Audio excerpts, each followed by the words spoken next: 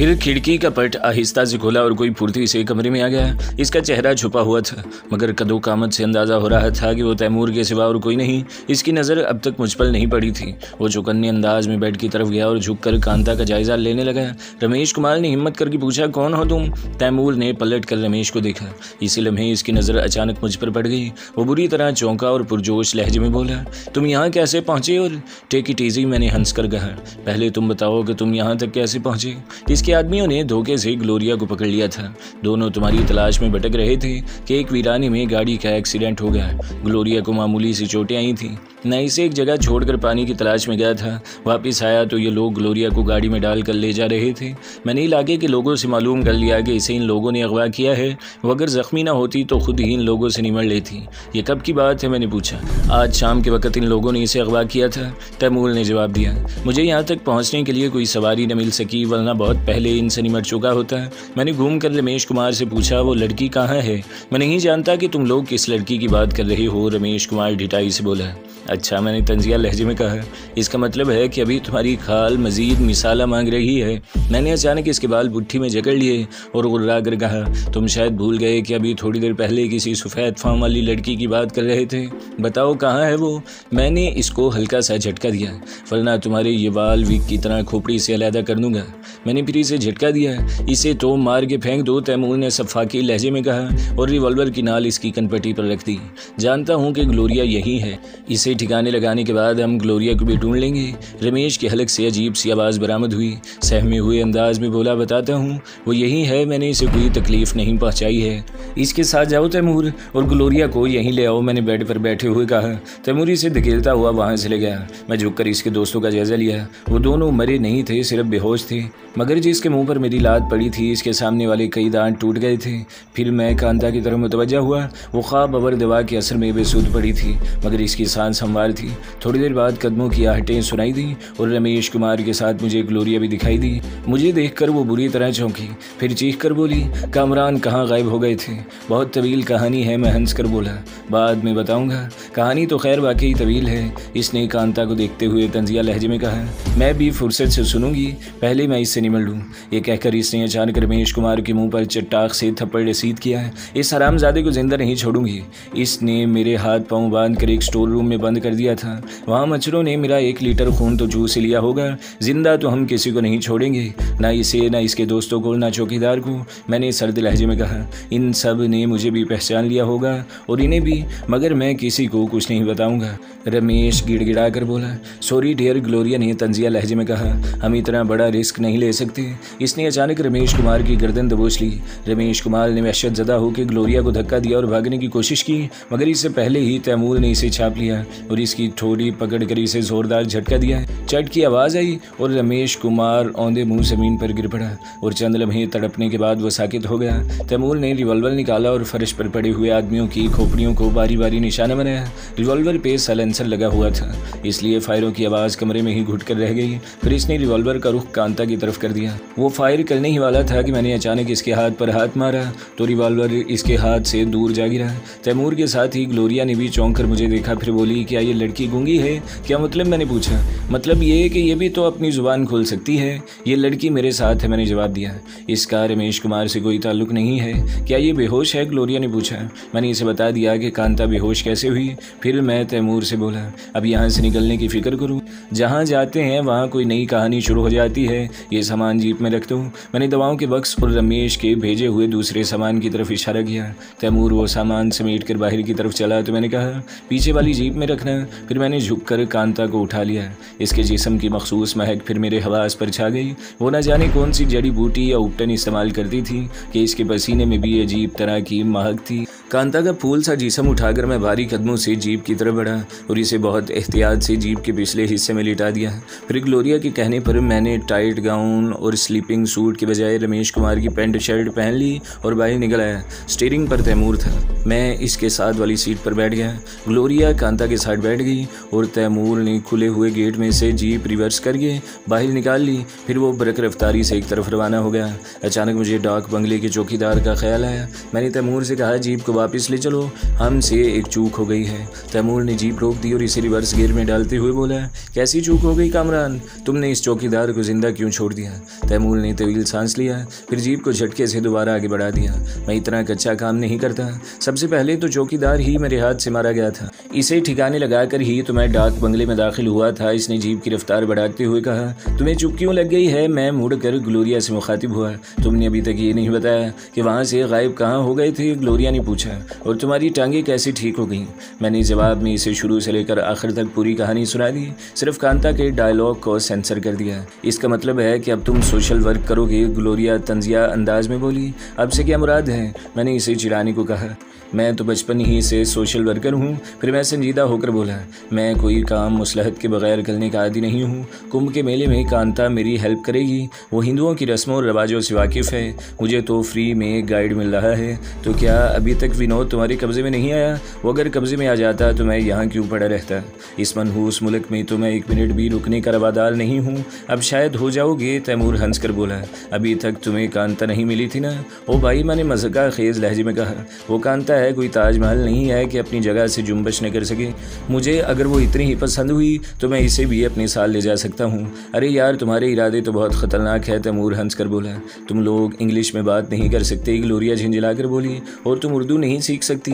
मैंने इसी लहजे में कहा। हमने भी तो आखिर इंग्लिश सीखी ही है। ठीक है, अब मैं तुम्हें उर्दू भी सीख कर दिखाऊंगी। ग्लोरिया बिफर कर बोली।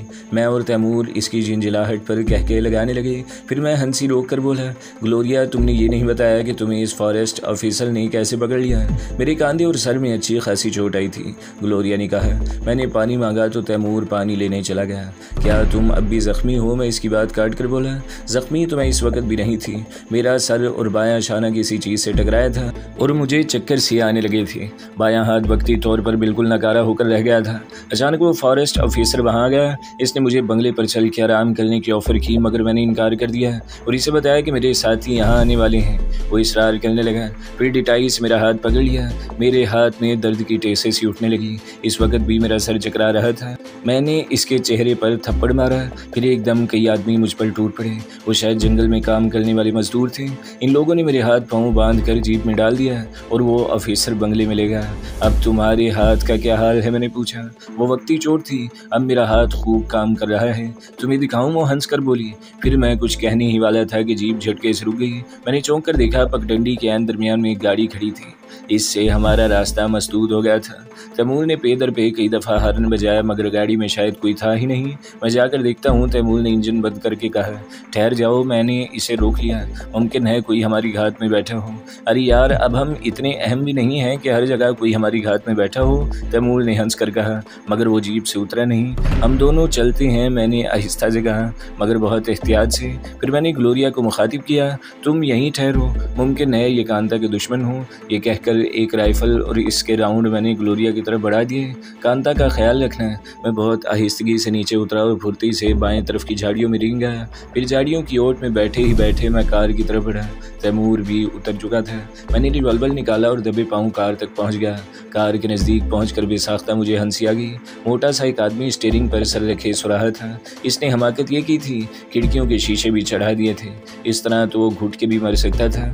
मैंने आहिस्ता से खिड़की के शीशे पर दस्तक दी तो मोटा हड़बड़ा कर उठ बैठा और इसने खिड़की का शीशा नीचे कर लिया। ओ भाई, ये तुम बीच रास्ते में किस खुशी में सो रहे हो? चलते चलते अचानक मेरी गाड़ी का इंजन बंद हो गया। मोटे ने बुर्राई हुई आवाज़ में कहा। मैं समझा शायद पेट्रोल ख़त्म हो गया है, मगर फ्यूल गेज से अंदाज़ा हुआ कि गाड़ी में फ्यूल की कमी नहीं है। मैं कोई दास्तान नहीं सुनना चाहता। मैंने इसे टोक दिया। अपनी गाड़ी रास्ते से हटाओ। तुम्हारा क्या ख्याल है मैंने जानबूझकर ऐसा किया है? मोटा बुरा मान कर बोला। शायद मेरी गाड़ी की क्रेनिंग शाफ्ट टूट गए हैं। इसके दोनों पीछे वाले पहिए जाम हो गए हैं। मेरा एक दोस्त भी था। हम दोनों ने गाड़ी धकेलने की कोशिश की, मगर इसे 1 इंच भी ना सिरका सके। दोस्त किसी मैकेनिक को लेने गया है। ये एक नई मुसीबत खड़ी हो गई थी। जब तक गाड़ी दरमियान से न हटती हमारी जीप नहीं गुजर सकती थी। वो पगडंडी इतनी कुशादा कि इस पर से बैक वक्त 2 गाड़ियां गुजर सकती थी, मगर मोटे की कार ऐसे अंदाज में खड़ी थी कि रास्ता मसदूद हो गया था। इसका एक ही हल था, गाड़ी के पिछले पहिए ज़मीन से उठाकर इसे धकेला जाए। वो भारी भरकम और पुरानी वज़ा की की डॉज डॉट थी और तैमूर मिलकर भी इसे नहीं उठा सकता था। फिर मैंने ताकत आजमाने का फैसला कर लिया। मोटा भी गाड़ी से उतर आया और इस सूरत हाल से बहुत परेशान था। तैमूर अब सामने नहीं आया था। वो आखिरी वक्त तक किसी भी नाखुशगवार सूरत हाल से निपटने को तैयार था। मैंने झुककर गाड़ी के पिछले हिस्से को पकड़ा और झटके से उठा लिया। मुझे खुद भी हैरत हुई थी। फिर मैंने गाड़ी को आहिस्ता से आगे की तरफ धकेला तो वो आगे बढ़ गई। मैंने मोटे से कहा, तुम आगे जाकर स्टीयरिंग कंट्रोल करो और गाड़ी को एक तरफ लगा दो। फिर मैंने धकेल कर गाड़ी को रास्ते से हटा दिया। इस मुशक्कत से मुझे हल्का सा पसीना आया था और सांस कुछ फूल गया था। अब तुम आराम से सोते रहो, मैंने हंस कर मोटे से कहा, कोई डिस्टर्ब नहीं करेगा। अंधेरे में मुझे इसके तासुरात देखने का मौका तो नहीं मिला, मगर आवाज़ में हैरत थी। इसने मुझसे पूछा, तुम काम क्या करते हो? मैं यही काम करता हूँ, मैंने हंस कर कहा। मैं एक बाजीगर हूँ। दरमियान में खड़े होकर मुखालिफ सिमत में जाने वाली दो जीपों के दरमियान बंधा हुआ रस्सा पकड़कर इन्हें रोक लेता हूँ। सीने पर वजनी पत्थर रखकर हथौड़े से इसे तुड़वाता हूँ और बस इतना काफ़ी है। मोटे का लहजा बदल गया। अब खामोशी से इसी गाड़ी में बैठ जाऊँ, इसमें कोई ख़राबी नहीं है। मैंने चौंक कर देखने की कोशिश की, फिर बोला, मैं समझा नहीं। अभी समझ जाओगे। मोटे ने अचानक रिवॉल्वर निकाल लिया, हाथ ऊपर उठा लो, वो कुर्रा कर बोला, इस वक्त तुम कई राफलों की जद में हो, मगर ऐसी वैसी हरकत मत करना वरना चलनी हो जाओगे। मैंने तवील सांस लिया और हाथ ऊपर उठाते हुए इससे पूछा, मगर तुम हो कौन और मुझसे क्या चाहते हो? अभी मालूम हो जाएगा। फिर बुलंद आवाज़ में बोला, बाहर आ जाओ तुम लोग। अचानक बाएं तरफ की झाड़ियों से कुछ लोग बाहर निकल आए। इनके हाथों में राइफलें थीं। सुनील, मोटे ने किसी को मुखातिब किया, तुम पहले जेब की तलाशी लो। कांता अगर जेब में हो तो पहले इसे कब्जे में कर लो, इसका हिसाब बाद में चुकता करेंगे। गोया वो लोग भी कांता की तलाश में थे। हैरत मुझे इस बात पर थी कि इन्हें मालूम कैसे हुआ कि हम इस तरफ आ रहे हैं। मोटे ने जिसे सुनील के नाम से मुखातिब किया वो जीप की तरफ बढ़ गया। फिर वो बोला, जीप में तो कोई भी नहीं है। मुझे हैरत का शदीद झटका लगा। फिर मैं ग्लोरिया की पेशबंदी पर अश कर उठा। इसने कांता को जीप से उतारा होगा, वरना कांता तो इस काबिल नहीं थी। क्या बकती हो मोटा दाढ़ा? मुझे इतला मिली थी कि कांता एक नौजवान के साथ जीप में सफ़र कर रही है, मगर ये भी तो हो सकता है कि ये कोई और हो। सुनील उलझ कर बोला। मोटा झिंझिलाकर मेरी तरफ मुड़ा और सर्द लहजे में बोला, कांता कहाँ है? कौन कांता? मैंने हैरत जाहिर की।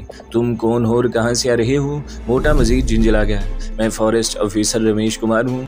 मैंने ढिठाई से झूठ बोला और रंगपुर के डाक बंगले से आ रहा हूँ। मैं एक हफ्ते से वहाँ मुकीम हूँ और एक सरकारी काम के सिलसिले में आलाबाद जा रहा हूँ। तुम जंगलात के ऑफिसर हो? मोटे की आवाज़ से मायूसी झटक रही थी। हाँ, मैं फॉरेस्ट ऑफिसर हूँ। आपको किसकी तलाश है? इसका मतलब है कि हमसे चूक हो गई। मोटा खुद कलामी के अंदाज में बोला, वो हरामजादा कांता को लेकर किसी और रास्ते से निकल गया, मगर यहाँ कोई दूसरा रास्ता नहीं है। मैंने अंधेरे में तीर फेंका। इसका मतलब है कि वो अभी रास्ते में होगा।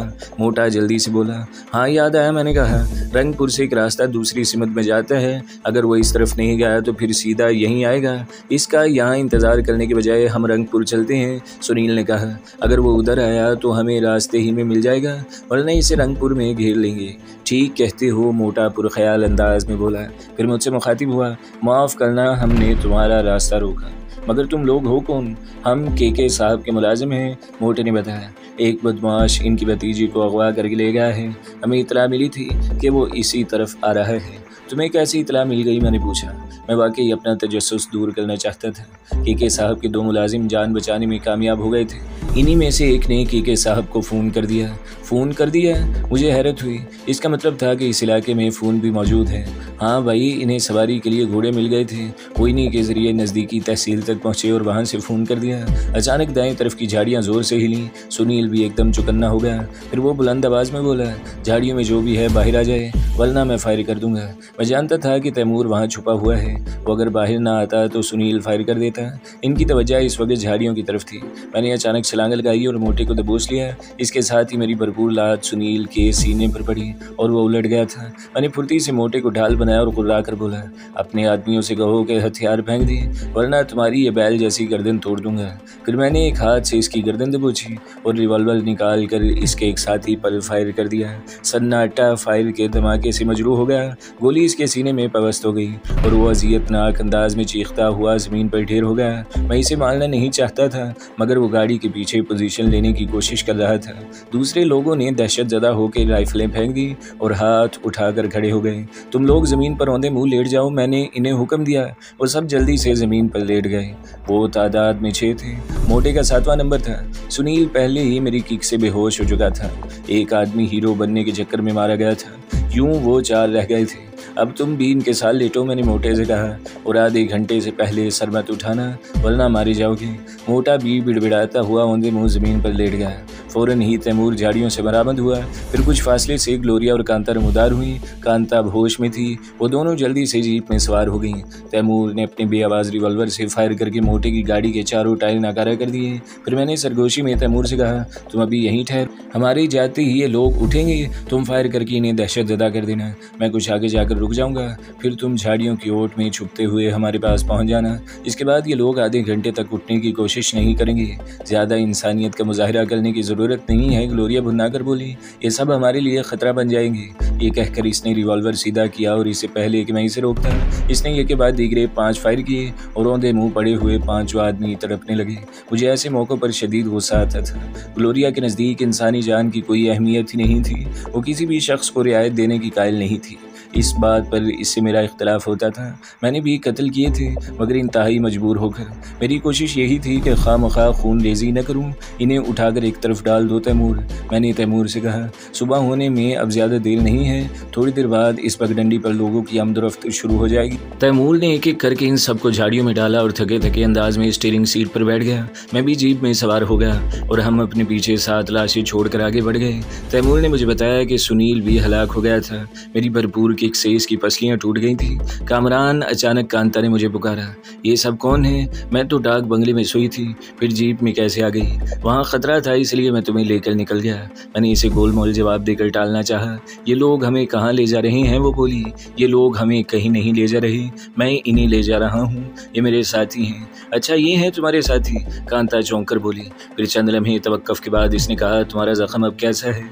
ज़ख्म अब ठीक हो रहा है, मैंने जवाब दिया। मुझे इसके सवालात से झंझलाहट हो रही थी। मैं खामोशी से कुछ सोचना चाहता था, मगर वो मुसलसल बोल रही थी। डाक बंगले से सब सामान तो उठा लिया था ना? वो फिर बोली, तुम खामोश नहीं रह सकती कुछ देर? ग्लोरिया भुनकर बोली। कांता पढ़ी लिखी ज़रूर थी, मगर इतनी रवा इंग्लिश नहीं बोल सकती थी। वो झिंझलाकर मुझसे बोली, कामरान, अपनी गोरी को समझा दूँ, मुझसे इस लहजे में बात न करे वरना।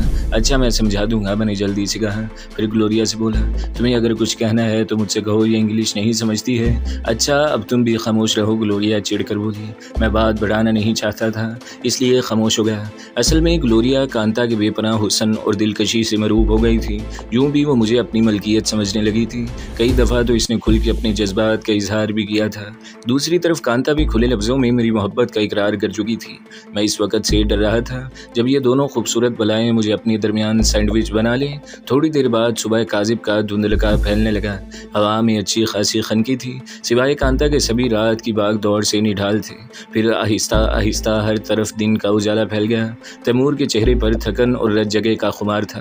कांता रात भर के ख्वाब आवर दवा के जरिए असर सोती रही थी। इसके बरक्स ग्लोरिया रमेश कुमार की कैद में थी।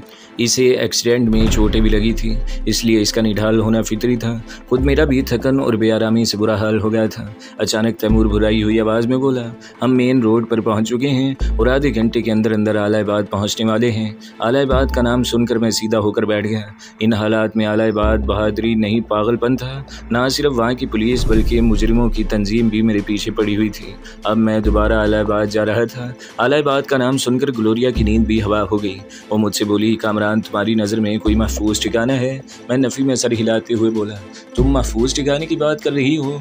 यहाँ तो सिरे से ठिकाने ही नहीं हैं। यहाँ एक महफूज ठिकाना तो है, तैमूर ने कहा। मेरा एक सिख दोस्त यहाँ मुकीम है। वो स्मगलर है और अक्सर सरहद उबूर करता रहता है। वो सोने से लेकर मवेशी और लड़कियाँ स्मगल करता है। चलो फिर इसी के घर ले चलो, मैंने कहा। इस वक्त मैं सिर्फ और सिर्फ आराम और सुकून करना चाहता हूँ। मैंने सोचा कुछ न कुछ बोलता रहूँ, वरना तैमूर को नींद का झोंका आ जाएगा। मैं खुद भी ड्राइविंग करता तो तैमूर से रास्ता पूछना पड़ता। इस सिख से तुम्हारी दोस्ती कहाँ हुई? मैंने पूछा। दोस्ती क्या, वो मेरा एहसानमंद है, तैमूर हंस कर बोला। बॉर्डर क्रॉस करते हुए एक मरतबा वो रेंजर्स के घेरे में आ गया था। शायद रेंजर्स को नाका नहीं दिया गया था। ये नाका क्या बला है? मैंने पूछा। ये सरहद पार आने जाने वालों की एक इस्तलाह है। मुस्तकिल आने जाने वाले स्मगलर दोनों तरफ की बॉर्डर फोर्सेस और रेंजर्स को पेशगी रकम दे देते हैं। इस रकम के एवज़ रेंजर्स की तरफ से इन्हें छूट मिल जाती है। ये रकम नाका कहलाती है। तैमूर ने तफसील से मुझे बताया। मैं जानता था कि नाका क्या होता है। मैं तो महज तैमूर की नींद भगाना चाहता था और मैं इस मकसद में कामयाब रहा था। मैंने तैमूर से कहा, अच्छा तो वो सिख रेंजर्स के घेरे में आ गया था? फिर इस वक्त मैं भी वहीं मौजूद था। ये कई बरस पुरानी बात है। मेरे पास सब मशीन गन थी। मैं फायरिंग की आड़ में इसे निकाल ले गया। बस इस दिन से वो मेरा मुरीद हो गया। बाद में भी कई मरतबा इससे मुलाकात हुई। वो बड़े इत्तेफाक से मिला था। तुम्हें यकीन है कि वो हमारी मदद करेगा? मैंने पूछा। हाँ, मुझे यकीन है, तैमूर ने जवाब दिया। फिर हम तो सिर्फ कुछ दिन के लिए कोई महफूज ठिकाना चाहते हैं। तुम इससे मिलोगे तो खुद अंदाज़ा लगा लोगे। तुम लोग इंग्लिश में बात नहीं कर सकते। पीछे से ग्लोरिया की झिंझलाती आवाज़ आई। नहीं कर सकते, तैमूर भी झिंझला कर बोला। इंग्लिश बोल बोल कर मेरा मुंह टेढ़ा हो गया है। ये जुमला भी इसने इंग्लिश में ही अदा किया था। इसकी बात सुनकर ग्लोरिया बेसाख्ता हंसने लगी। इसके हंसने पर मुझे भी बेख्तियार हंसी आ गई। फिर मेरे साथ ही तैमूर भी हंसने लगा। हमारे हंसने से कांता की आँख खुल गई और हैरानी से हमारी शक्लें देखने लगी। क्या हुआ कामरान? वो उलझ कर बोली। इंग्लिश में बात करो वरना तुम्हें तो ग्लोरिया नोच कर सूट कर रख देगी। मेरी बात सुनकर तैमूर एक मरतबा फिर ज़ोर ज़ोर से हंसने लगा। ग्लोरिया की शक्ल देखकर कांता भी हंसने लगी। एक अरसे बाद मैं इतना खुलकर हंसा था, मुझे ऐसा लग रहा था जैसे मेरी सारी थकन दूर हो गई है। अब हम मेन रोड पर चल रहे थे। सड़क पर दूसरी गाड़ियों की आमदरफ्त भी शुरू हो चुकी थी। इस सड़क पर चलते हुए ऐसा लग रहा था जैसे जीटी रोड पर जहलम से रावलपिंडी जा रही हूँ। अगर सड़क पे एक ही मॉडल की बोंटी बोंटी गाड़ियाँ न होती तो एक लम्हे को तो मैं भी धोखा खा जाता। अचानक तैमूर ने जीप एक आबादी की तरफ मोड़ ली। वो खासी साफ सुथरी आबादी भी, बड़े बड़े 2-2 और 4-4 किनाल, 1000 और 2000 मुरब्बे गज के बंगले थे। गोया वो आलाबाद का पोश इलाका था। बेशतर बंगले कदीम तर्ज के थे। फिर जीप एक वसी और अरीज बंगले के सामने रुक गई। फिर कुछ सोच कर तैमूर ने जीप आगे बढ़ाकर गेट से कुछ फासले पर पार्क कर दी और ख़ुद उतर के बंगले की तरफ बढ़ा। मैं जीप ही में बैठा रहा मगर मेरी नज़रें इसी पर जमी हुई थी। इसने कॉल बेल का बटन दबाया तो मुश्किल से 1 मिनट बाद दरवाज़ा खुल गया। फिर अंदर से एक सिख नमूदार हुआ। इसके कांधे से राइफल लटक रही थी। तैमूर ने इससे कुछ कहा तो फ़ौरन ही दोबारा अंदर चला गया। चंद मिनट बाद वो लौटा तो इसके साथ एक और सरदार जी भी थे। उन्होंने बहुत खूबसूरत और बेहतरीन सिलाई का 3 पीस सूट पहन रखा था। वो तैमूर को देखते ही इससे लिपट गया। फिर तैमूर ने इनसे कुछ कहा। इसके साथ ही इसने जीप की तरफ इशारा किया। सरदार जी चौंक कर हमारी तरफ देखने लगे। फिर उन्होंने तैमूर से कुछ कहा और मुसल्ले दरबान को कुछ हिदायत देकर अंदर चले गए। तो दोस्तों, अगली किस्त सुनने के लिए हमारे चैनल को ज़रूर सब्सक्राइब करें, वीडियो को लाइक करें और बेल के आइकन पर भी क्लिक कर दें ताकि हर जो आने वाली वीडियोज़ हैं वो आपको सबसे पहले मिलती रहें।